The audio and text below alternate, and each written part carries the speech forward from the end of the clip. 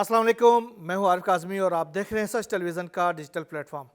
आज के व्लॉग में बड़ी अहम किस्म की खबरें हैं, खासतौर पर लुबनान के हवाले से। लुबनान में हिजबुल्लाह को गैर मुसल्लह करने के हवाले से जो अमेरिका और इसराइल का दबाव था, आखिरकार लुबनान की जो गवर्नमेंट है वो इस दबाव में आ गई है और उन्होंने हिजबुल्लाह को गैर मुसल्लह करने का फ़ैसला किया है। उसके नताइज बड़े ख़तरनाक साबित होने वाले हैं, क्योंकि हिजबुल्लाह और अमल ने इस पर अमल करने से इनकार कर दिया है और आने वाले दिनों में इस फैसले के जो रिपरकशंस मिलेंगे, रिपरकशंस नज़र आएंगे, वो पूरे खित्ते के ऊपर उसके असरात नुमायाँ होंगे। दूसरी तरफ गज़ा के ऊपर कब्ज़े के हवाले से इसराइल के जो मंसूबे हैं उस पर अमल दरामद के लिए बाकायदा तौर पर कार्रवाई का आगाज़ कर दिया गया है। इसराइली फोर्सेस की मूवमेंट्स नज़र आ रही, तकरीबन 6 बटालियन फोर्सेस जो हैं, 6 डिवीज़न फोर्सेस जो हैं वो मूवमेंट करते हुए नज़र आ रहे हैं गज़ा की जानिब। जबकि हमास ने कहा कि अगर आपने इस तरह की कोई हरकत की तो हम वो आपको सबक सिखाएंगे जिसका आपने सोचा भी नहीं होगा। लुबनान में भी हिजबुल्लाह ने और अमल ने इसराइल को और अमेरिका को धमकी दी है कि आने वाले दिनों में इस हवाले से हमें गैर मुसल्लह करने के हवाले से जो कार्रवाई की जाएगी उसके नताइज आपको भुगतने पड़ेंगे। इस वक्त लुबनान के अंदर जो सूरत हाल है वो ये है कि बेरूत इस वक्त हिजबुल्लाह के हामियों के कब्ज़े में है। ये बड़ी खबरें सामने आ रही हैं, जबकि बरतानिया के 200 से ज़ायद लिखारियों ने, यानी राइटर्स ने एक ख़त लिखा है बेंजामिन नेतन्याहू को, इजरायली हुकूमत को, कि खुला ख़त लिखा है जिसमें गज़ा के ऊपर शहरियत ख़त्म करने का उन्होंने मुतालिबा किया है। न करने की सूरत में उन्होंने पूरी दुनिया के लोगों से उन्होंने अपील की है कि वो इसराइल का बायकाट कर दे। ये बड़ी खबरें होने जा रही हैं। इसके साथ साथ अरबईन हुसैनी जो कि करबला में इमाम हुसैन अलैहिस्सलाम के चहलम के हवाले से दुनिया भर से करोड़ों अफराद करबला का रुख कर रहे हैं, लेकिन करबला में दाइश और इजरायली हुकूमत की गठजोड़ से एक बहुत बड़े हमले का, जिसमें ज़ायरीन को निशाना बनाने की कोशिश की जा रही थी, उसको सबूताज किया गया है, उसको रोक दिया गया है। बड़ी खबर है, इसके हवाले से भी बात करेंगे। और इसके साथ साथ बड़ी खबरें आ रही है वेनेजुएला से, जहाँ पर अमेरिका ने वेनेजुएला के सदर के गिरफ्तारी के हवाले से उन्होंने कीमत लगा दी है। आखिर क्या वो कीमत लगाई है, क्यों उसको गिरफ्तार करना चाहते हैं, और इससे पहले उन्होंने जो बगावत वहाँ पर करने की कोशिश की थी उसमें नाकामी के बाद अब क्या ओछे हथकंडे इस्तेमाल किए जा रहे हैं अमेरिका के जाने से, इसके हवाले से भी बात करेंगे। जबकि रशिया और यूक्रेन की जंग के हवाले से भी बड़ी अहम किस्म की खबरें हैं। बहरहाल इस तमाम तर खबरों को सुनने के लिए आपको ये व्लॉग आखिर तक देखना पड़ेगा। यहाँ हम जिक्र करते हैं लुबनान का, जहाँ पर हिजबुल्लाह को गैर मुसल्लह करने के हवाले से लुबनान के जो सदर हैं जोसेफ ओन और उनके वज़ीर-ए-आज़म हैं नवाफ सलाम, उन दोनों की जानिब से कोशिशें जारी है और उन्होंने एक अहम तरीन फ़ैसला किया है। लुबनान की जो काबिना है, जिसमें हालांकि उसमें अमल की जो इत्तेहाद है उसकी भी वज़रा शामिल है, हिजबुल्लाह की वज़रा भी शामिल है, लेकिन ये जो फ़ैसला किया गया है काबिना के अंदर, उसमें इन दोनों जमातों के वज़रा को कि गैर मुजदगी में यह फैसला किया गया है कि हिजबुल्लाह को गैर मुसल्लह किया जाएगा और उनसे जो तमाम तर असला जो है वो वापस लिया जाएगा और उस असले को जो है असला सिर्फ लुबनान की गवर्नमेंट तक महदूद किया जाएगा। लेकिन अमल इत्तेहाद और हिजबुल्लाह दोनों ने इसके हवाले से अपने संगीन नताइज आगे आने वाले दिनों में जो लुबनान की गवर्नमेंट है उसको बता दिया है कि उसको भुगतना पड़ेंगे। लुबनान ने कहा कि हम हिजबुल्लाह को गैर मुसल्लह नहीं करेंगे चाहे जो भी नताइज हों, जबकि अमल का कहना है कि अमल ने इस हवाले से कहा कि अगर लुबनानी फ़ौज हमारे ख़िलाफ़ कोई अस्करी कार्रवाई करती है तो खुद फ़ौज कई धड़ों में तकसीम हो जाएगी और लुबनान के लिए सख्त दिन आने वाले हैं। जो नबी बेरी हैं, जो कि अमल के सरबराह भी हैं और इसराइली जो लुबनानी जो काबिना है उसमें लुबनान के जो कौमी असम्बली में वो स्पीकर भी हैं, उन्होंने एक बयान दिया है। उन्होंने कहा कि नवाब सलाम ने यह फ़ैसला तो कर लिया है कि हिजबुल्लाह को गैर मुसल्लह करेंगे, आप में अगर हिम्मत है तो आप उनको गैर मुसल्लह करके दिखाएं। इधर जो लुबनान की जो फोर्सेस हैं उन्होंने कहा कि हम हिजबुल्लाह को गैर मुसल्लह करेंगे, उसके चाहे जिस तरह के भी नताइज सामने आ जाए। ये जोसेफ ओन के जो हिदायत हैं उसके मुताबिक उन्होंने ये फ़ैसला किया है। लेकिन ये जो मामला है ये आगे इंतहाई सख्त होने जा रहा है, क्योंकि लुबनानी फ़ौज को अब वो काम एक तरह से वो करने दिया जा रहा है, वाशिंगटन और इसराइल की धमकियों की वजह से वो काम करने दिया जा रहा है जो कि इसराइल और امریکہ خود مل کر غزہ کے اندر نہیں کر سکے.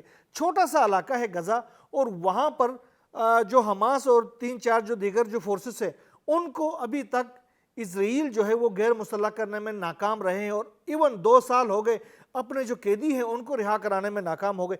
جب آپ اتنی بڑی فورسز کو لے کر اتنے چھوٹے سے علاقے کے اندر اپنی جو اس مسلح تنظیم کو آپ اگر ڈس آرم نہیں کر سکتے ہیں, تو حزب اللہ جیسی بڑی تنظیم اس بڑے علاقے کے اندر آپ میں کیا ہمت ہے کہ وہ اگر لبنان کی فوج کرنا چاہے. اور لبنان کی فوج بھی ایسی فوج جو کہ خود تقسیم در تقسیم ہے, اس کے اندر عمل کے بھی حامی لوگ ہیں, اس میں حزب اللہ کے بھی حامی لوگ ہیں, اور اس میں دیگر جماعتوں کے حامی لوگ ہیں جو کہ اس رائے میں ہی شامل نہیں ہے کہ حزب اللہ کو غیر مسلح کیا جائے, کیونکہ ان کو خود بھی پتہ ہے کہ لبنان کی فوج کو اس حد تک سیاسی بنا دیا گیا ہے. ایک فوج کا سربراہ اس وقت صدر بنا ہوا ہے, تو آپ اندازہ کر سکتے ہیں کہ ایسی فوج سے کیسے توقع کی جا سکتی ہے کہ وہ لبنان جیسے خطے کی حفاظت کر سکے. یہ تو سیدھے اسرائیل کو دعوت عام دینے والی بات ہے کہ آ جائیں اور ہمارے ملک کے اوپر قبضہ کر لے. لبنان کے حزب اللہ نے اس لیے کلیئر کر دیا ہے کہ ہم اسرائیل کا مقابلہ کریں گے اور ہمیں کوئی بھی غیر مسلح نہیں کر سکتا. اب اس وقت جو ہے باقاعدہ عملی طور پر یہ جو فیصلہ سامنے آ گیا ہے, متنازع فیصلہ, اس کے بعد بیروت کی سڑکوں پر عملاً حزب اللہ کا راج ہے, حزب اللہ کے حامیوں کا راج ہے. بڑی تعداد میں لوگ نکلے ہیں, انہوں نے تمام تر بیروت کو اپنے قبضے میں لے لیا ہے. بالکل تمام سڑکیں جو ہیں وہ حزب اللہ کے حامیوں سے بھری ہوئی ہے. تو آپ بتائیں, آپ ان قیدیوں کو, یہ جو مظاہرین وہاں پر پہنچے ہیں, چھوڑ دیں حزب اللہ کو, ان مظاہرین کو اگر آپ منتشر کرنے میں کامیاب ہو گئے تو ہم مانیں گے کہ یار آپ میں تھوڑی سی تو ہمت ہے کہ آپ حزب اللہ کو ڈس آرم کر سکے. نعیم قاسم نے بھی کلیئر کر دیا ہے کہ یہ تو آپ سوچے بھی نہیں کہ آپ حزب اللہ کو غیر مسلح کریں گے. آپ میں ہمت نہیں ہے کہ اسرائیل جیسی ریاست کو اگر کنٹین کر سکے, اس کو روک سکے, تو ہمیں تو کرنے دے یار, ہم نے تو مقابلہ کیا ہے ابھی تک. تو شیخ نعیم قاسم نے کلیئر کیا یار ہم ایک طریقے سے مقابلہ کر رہے ہیں, ہمارے پاس ہمت ہے, لیکن آپ ہمیں ڈس آرم کرنا چاہتے ہیں, ہمیں اس قوم کی خدمت کرنے کا موقع دے دیں, آپ آرام سے بیٹھیں اپنے اس میں. اس کے باوجود جو اسرائیل کے جو حملے ہیں لبنان کے اوپر وہ جاری ہیں.